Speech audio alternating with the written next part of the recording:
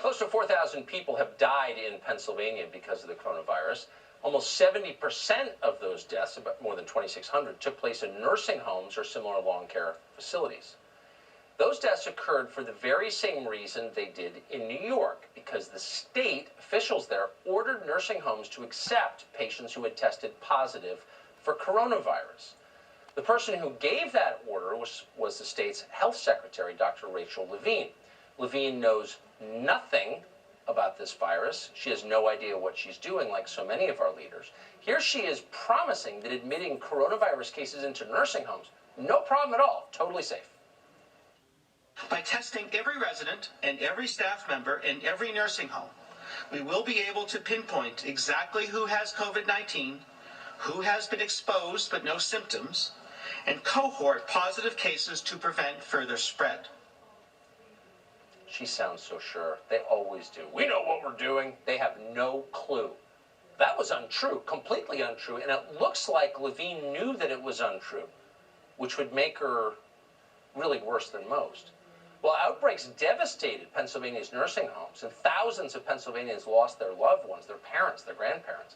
Levine's own 95-year-old mother transferred out of the facility she was in to keep her safe. What do you think of that? Oh, the boat won't sink as she escapes in a lifeboat.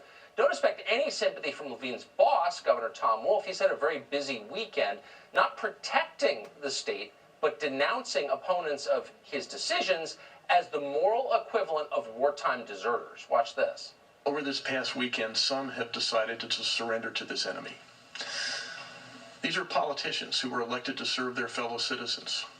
Others are business owners who have chosen to serve their customers by putting them in harm's way. These folks are choosing to desert in the face of the enemy. This war has called on every single Pennsylvanian to fight, and we have, heroically. To those politicians who decide to cave into this coronavirus, they need to understand the consequences of their cowardly act. What is he, Winston Churchill now? He's some dopey governor who has no clue what he's doing.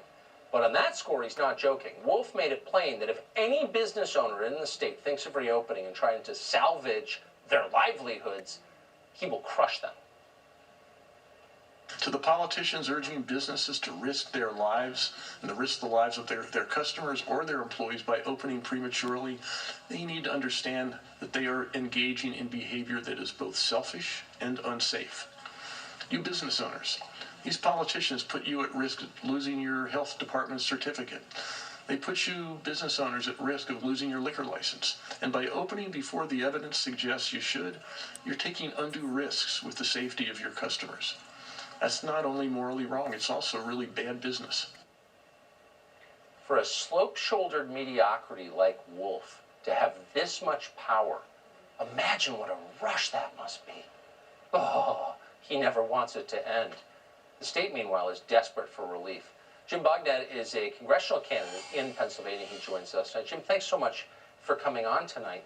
So the governor has, judging by those clips and what we've read about him, believes he has total power over the Commonwealth of Pennsylvania. He can do whatever he wants. His word is law. How did he get so powerful?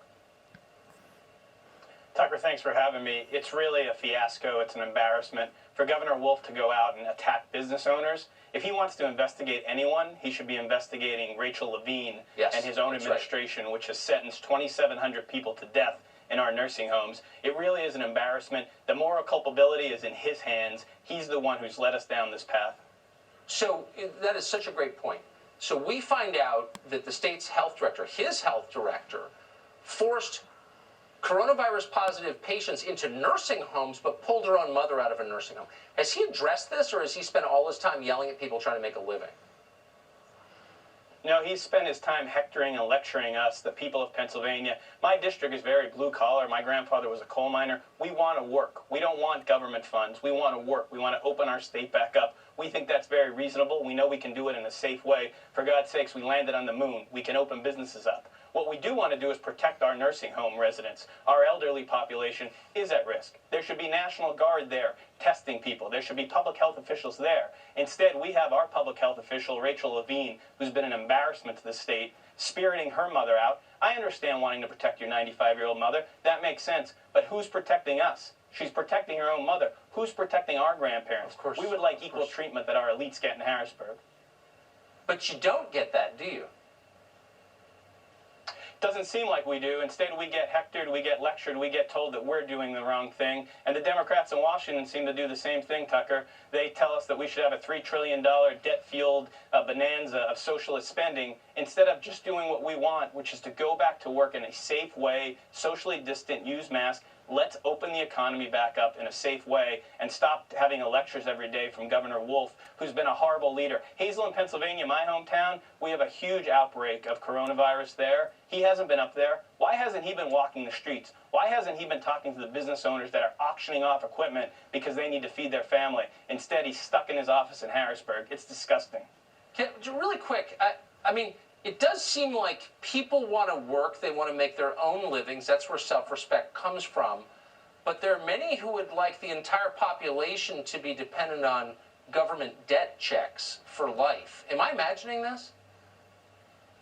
I think you're not imagining it, but those people tend to be liberal Democrats in the House of Representatives led by Nancy Pelosi, supported by her lapdogs like Matt Cartwright and AOC. Even Democrats, independents, it doesn't matter. In the PA8, where I represent, Scranton, Wilkes-Barre, Hazelland, we want to work. We want to get back to society. We want to protect our elderly, do it in a safe way. We don't want government handouts, Tucker. It's so sad. I mean, they're using this moment. They really are.